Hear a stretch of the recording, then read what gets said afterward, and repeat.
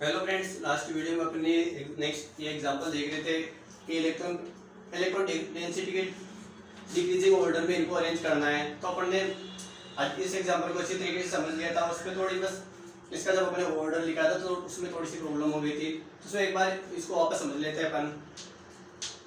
और समूह बेंजीन वाले को एम से इलेक्ट्रॉन दे रहा है, तो इलेक्ट्रॉन दे रहा है जिसकी ऑर्थो स्थिति पे इलेक्ट्रॉन घनत्व को बढ़ा रहा है।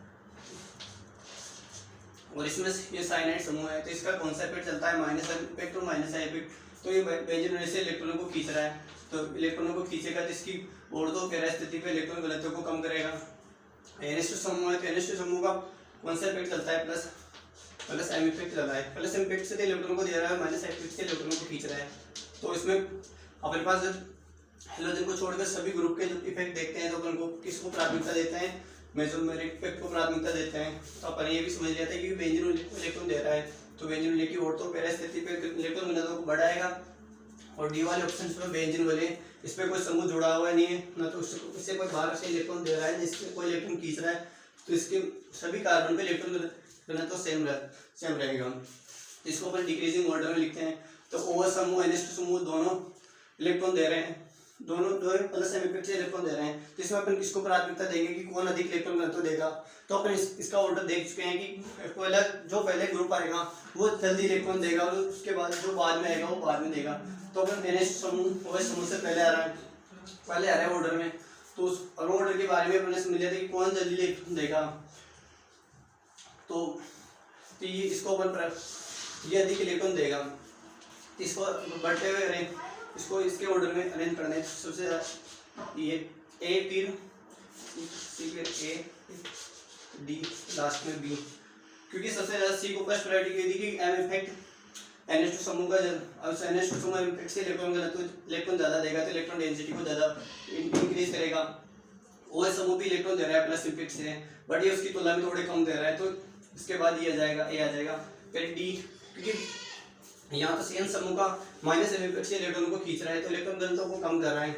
तो यहाँ पे बेंजीन वाले पे कोई ना तो कोई समूह जुड़ा हुआ है, तो ना तो इससे कोई इलेक्ट्रॉन दे रहा है, ना इलेक्ट्रॉन दे रहा है, ना तो इलेक्ट्रॉन खींच रहा है, ना इससे कोई बाहर से इलेक्ट्रॉन दे रहा है। तो इसके सभी कार्बन पे इलेक्ट्रॉन घनत्व तो सेम रहेगा। तो इसका ये ऑर्डर अपने लास्ट वीडियो में समझ तो अच्छे से लिया था, बट अपने जब अपन ने इसका अरेंज किया था, ऑर्डर लिखा था, तो दोनों जगह सी लिख दिया था बस।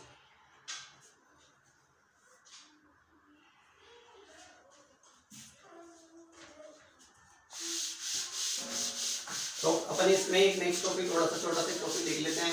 वैसे अपन जब टाइप ऑफ रिएक्शन मैकेनिज्म पढ़ाएंगे जब उसमें देख लेंगे, फिर भी एक दो एग्जांपल देख लेंगे। क्योंकि अपन मेसोमेरिक पर पढ़ रहे हैं, इसके एक्सप्लेनेशन पढ़ेंगे तो उसके साथ के साथ पढ़ ले तो अच्छा है। तो अपन नेक्स्ट टॉपिक ले रहे हैं इसमें अरेंज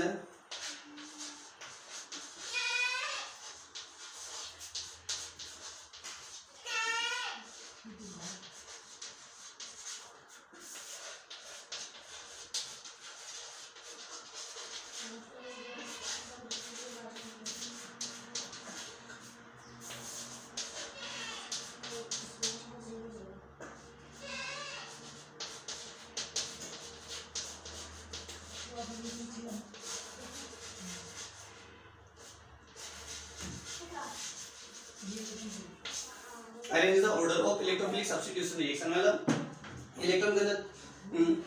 इलेक्ट्रॉन से ही प्रतिस्थापन अभिक्रिया के घटते हुए क्रम में लिखना है। मतलब सबसे पहले इलेक्ट्रॉन्स ने प्रतिस्थापन अभिक्रिया कौन देगा, उसके इसमें सबसे पहले इलेक्ट्रोफिलिक यानी इसको फिलिक यानी लोअर, मतलब इसका लोअर इलेक्ट्रॉन का लोअर। तो मतलब इसके पास क्या रहेगी, इलेक्ट्रॉनों की कमी रहेगी। तो ये कहां पे अटैक करेगा, जहां पे इलेक्ट्रॉन घनत्व तो अधिक होगा वहां पे अटैक करेगा।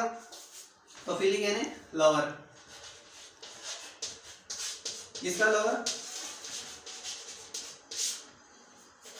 इलेक्ट्रॉन का। फिलिक से अपन समझते हैं लोअर, तो किसका लोअर, इलेक्ट्रॉन का लोअर। तो ये कहां पे अटैक करेगा, E प्लस से रिप्रेजेंट करेगा, यानी कि इसके पास इलेक्ट्रॉनों की कमी है, तो यह वहां पे अटैक करेगा जहां पे इलेक्ट्रॉन घनत्व तो अधिक होगा। तो कहां पे इलेक्ट्रॉन घनत्व तो अधिक होगा, तो अपन इसके दो एग्जांपल समझेंगे कि कौन जल्दी इलेक्ट्रोफिलिक सब्स्टिट्यूशन रिएक्शन देगा।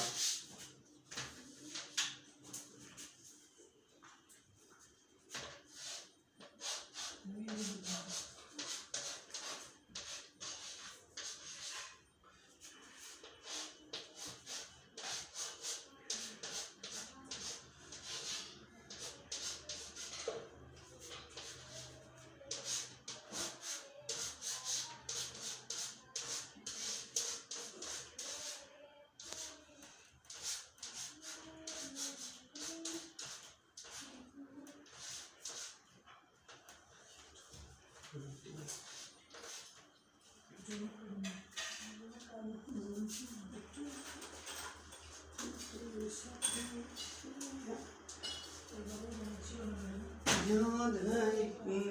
अपने पास पेरोक्साइड आयन, ऑक्सीजन 3 लोन पे नेगेटिव चार्ज, तो इलेक्ट्रॉन क्लाउड अधिक है तो ये इलेक्ट्रॉन आसानी से दे देगा, तो इलेक्ट्रॉन आसानी से देगा तो इसके ऑर्थो पैरास्थिति पे इलेक्ट्रॉन घनत्व बढ़ाएगा। नेक्स्ट बी में ऑप्शन से फिनोल, फिनोल ने अपने देखिएगा प्लस साइन इफेक्ट लगेगा OH समूह का और माइनस आई से इलेक्ट्रॉन खींचेगा, पर डोमिनेटर किसको मानेंगे अपन, आई इफेक्ट को। तो अपने देख लिया कि जब एक ही समूह के दो इफेक्ट लगे तो अपन किसको प्रभावी मानेंगे, एम इफेक्ट को। तो एम इफेक्ट से इलेक्ट्रॉन देगा तो उसकी ऑर्थो पैरास्थिति पे इलेक्ट्रॉन तो बढ़ाएगा। और CS समूह, इसका कॉन्सेंट्रेट लगता है अपने पास माइनस एम इफेक्ट, तो माइनस एम इफेक्ट से इलेक्ट्रॉन को खींचेगा तो बेंजीन की ऑर्थो पैरास्थिति पे इलेक्ट्रॉन घनत्व को बढ़ाएगा। और यहाँ पे Cl समूह, तो हेलोजन में अपने देख लिया कि जब रेयर केस कि हेलोजन के केस में तो अपन को आई प्रभाव को प्राथमिकता देनी है, तो ये आई प्रभाव से इलेक्ट्रॉन खींचेगा इसको। तो सबसे ज्यादा अब इलेक्ट्रॉन्स नहीं प्रतिस्थापन अभिक्रिया मतलब इलेक्ट्रोफिलिक सब्स्टिट्यूशन रिएक्शन, पहले क्या है, पहले से अपन समझ लिया था कि लवर, तो किसका लवर, इलेक्ट्रॉन का लवर, तो वो इलेक्ट्रॉन E+ कहाँ पे अटैक करेगा, जहाँ पे इलेक्ट्रॉन घनत्व अधिक होगा, तो इलेक्ट्रॉन घनत्व कहाँ पे अधिक होगा, किसके समूह में इलेक्ट्रॉन घनत्व अधिक है, तो पहले सबसे पहले इलेक्ट्रॉन नहीं प्रतिस्थापन अभिक्रिया कौन देगा, तो ये तो CS समूह, तो बेंजीन वजह से इलेक्ट्रॉन घनत्व को कम कर रहा है, ये I समूह ये भी कम कर रहा है बट I इफेक्ट से कर रहा है, इसकी तुलना में तो कम ही कर रहा है। और ये OH समूह, तो पेरोक्साइड आयन को, तो यहाँ पे ये इलेक्ट्रॉन जल्दी दे देगा इसको, क्यों देगा कि इसके पास नेगेटिव चार्ज भी है, लोन पेयर भी है, तो O पे इलेक्ट्रॉन घनत्व अधिक है तो जल्दी इलेक्ट्रॉन दे देगा। तो इसका अरेंज लिखेंगे अपन, ऑर्डर लिखेंगे,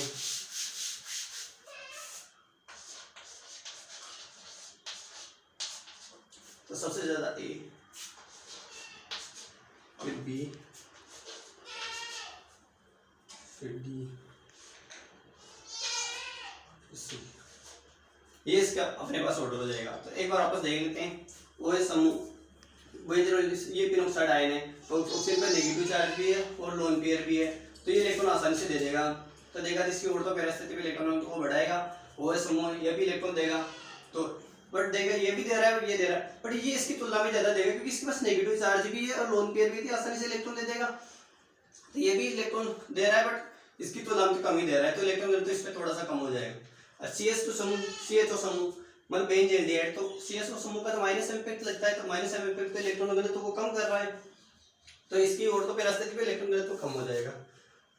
और ये बेंजीन से हेलोजन जुड़ा हुआ है, हेलोजन के लिए अपन ने देख लिया कि इसके आई प्रभाव को प्राथमिकता देनी है, तो ये बेंजीन से इलेक्ट्रॉन को खींच रहा है बट उतने ही खींच रहा है कि इलेक्ट्रॉन घनत्व को कम ही कर रहा है। इसका डिक्रीजिंग ऑर्डर A, फिर B, फिर D और C। ये अपने पास यहाँ पे आज मेसोमेरिक इफेक्ट की लास्ट क्लास में है, यहाँ तक अपन ने मेसोमेरिक इफेक्ट का लमसम पूरा समझ लिया। अपन नेक्स्ट क्लास में एरोमेटिसिटी पढ़ेंगे, उसमें एरोमेटिक, नॉन एरोमेटिक और एंटी एरोमेटिक के बारे में जानेंगे कि कौन से कंपाउंड एरोमेटिक होंगे, कौन से नॉन एरोमेटिक होंगे और कौन से एंटी एरोमेटिक होंगे। जो तो उसको थोड़ा सा मैं बता देता हूँ कि जो हकल रूल को फॉलो करेंगे वो तो एरोमेटिक है, जो एरोमेटिक हकल रूल को फॉलो नहीं करेंगे तो वो नॉन एंटी एरोमेटिक है, और जो एरोमेटिक और एंटी एरोमेटिक नहीं है वो नॉन एरोमेटिक है। तो अपन उसके बारे में नेक्स्ट क्लास में बात करेंगे। और आज के लिए बस इतना ही।